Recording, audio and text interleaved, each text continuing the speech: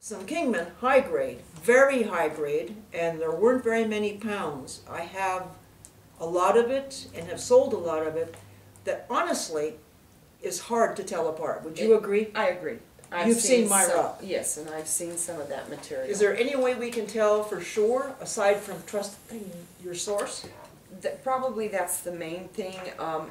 From what I have seen also, though, you've got a little more black or augite in the Kingman. And the pyrite is sometimes more larger, solid. You know what? When I look at this rock now, and we're going to come in for some close-ups so you can all see here in a minute, there is nothing out of Kingman that is that turquoise. No. That's turquoise blue.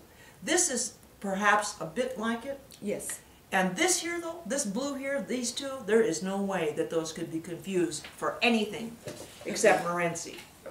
You have to be able to read the rock. How do you do that, Nila? Very much so. My husband has been cutting over 40 years, and even to this day, he is always looking for better and easier methods of cutting the Morenci. Well, where do you start? Okay, I want to ask, well, I know that. Right here. Okay, what do you do then? Number one, the first thing we do is you start grading at this point for color. How do you do that? You just look on your edges. You look at the veins. Morenci often came in veins, more so than not. Ooh. Anywhere from a very thin vein, a 1/16 of an inch, up to 6 inches across in veins. A vein that was 6 inches? Have you seen across? One? Yeah. I've never seen Not a one. lot of it. Oh. There was not a lot of it. You know, more frequently inch and less. You're wearing an incredible strand of high-grade nuggets from Morenci. What's the story on the nuggets? Morenci didn't produce a lot of nuggets. But what it did produce was usually quite pretty, quite blue. Is there any chance we could ever have any more? Don't you have any left? Oh, we still have some. Yes. What do they look like? We've got a kind of a sample here of what we are able to do. These have been tumble polished. You mean you just find this on the ground like this? No, they pick and shovel it out. It's in pockets. Your nuggets are usually in a pocket in the earth, surrounded by What do you mean, a pocket? Small location, small grouping of them. And they pick and shovel it. Oh, I see. And break them out of the mother rock or the host rock. So you can see, looking at it, that it's a nugget. Yes. This nuggety effect. Okay. Yes, yes. And so to clean it up and get the mother rock off, they put it in a tumbler.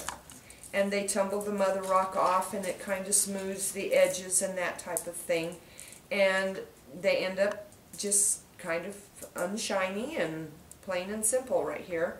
And then they put it back in the tumbler with different grits and polishing material. It is stunning.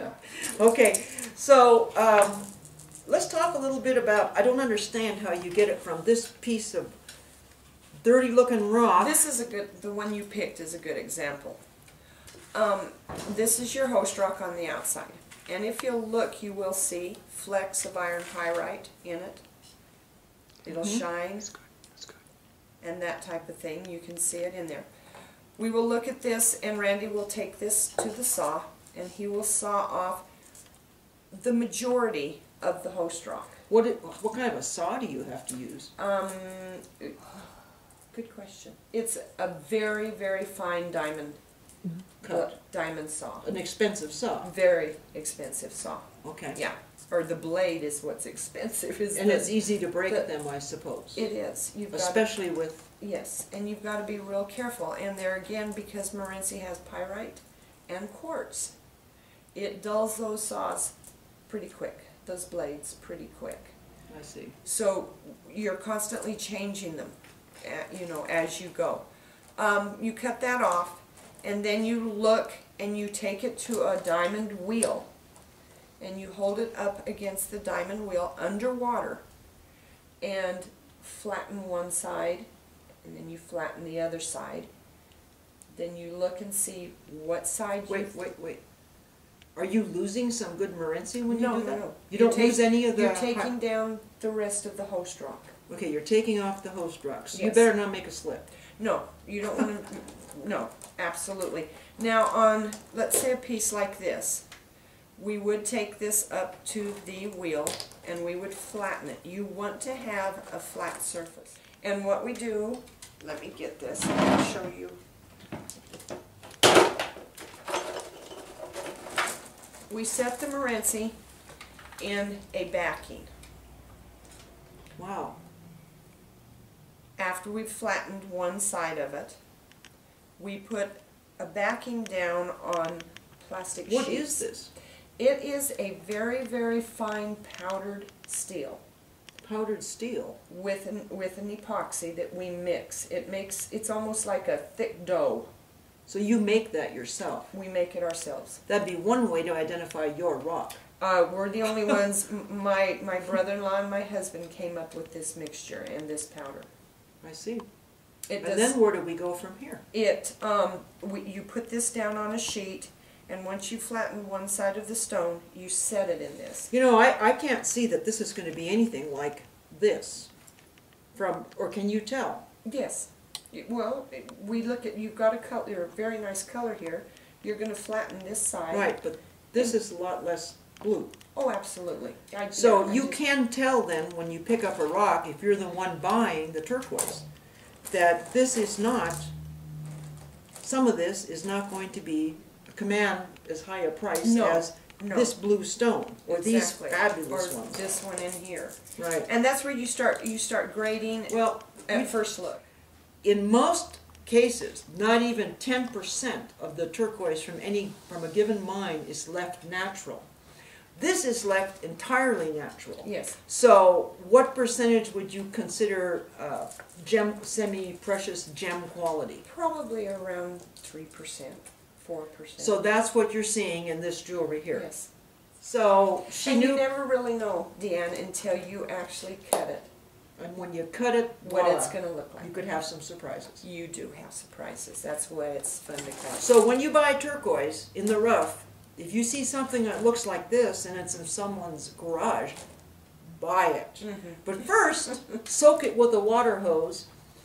You can tell when you feel this. This is not stabilized. There's no plastic in here. And it smells like And dirt. it smells of the earth. Yeah, it smells so good. Yeah. It smells almost as good as it's going to look. Yeah. Okay? How do you get a polish that's this shiny? Well, you can't just go from cutting it to polishing it. You have to take it through 5 different steps. And this is where your belts come into play. And these are Randy's favorite because they're worn down and that still cuts, Deanne, even though there's nothing there. Really? It still cuts. But you work it down from very coarse. But you start with this? You start with this. On the rock, and then you just have to have a feel for how much to do. And you work it down and down and down until you get it on something like this to where it's very smooth.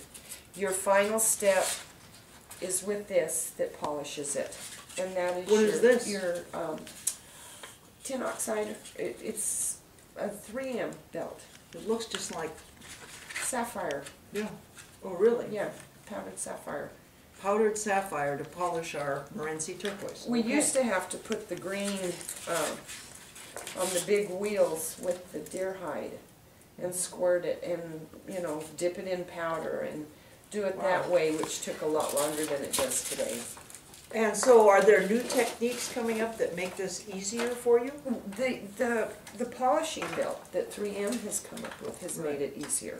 But I can guarantee you, she's not going to be able to go out and hire many people that could work for her tomorrow. No, it takes takes a great deal of skill. It's a one-of-a-kind business we're in, for sure. So I hope you enjoyed the Morenci act here. Thank you.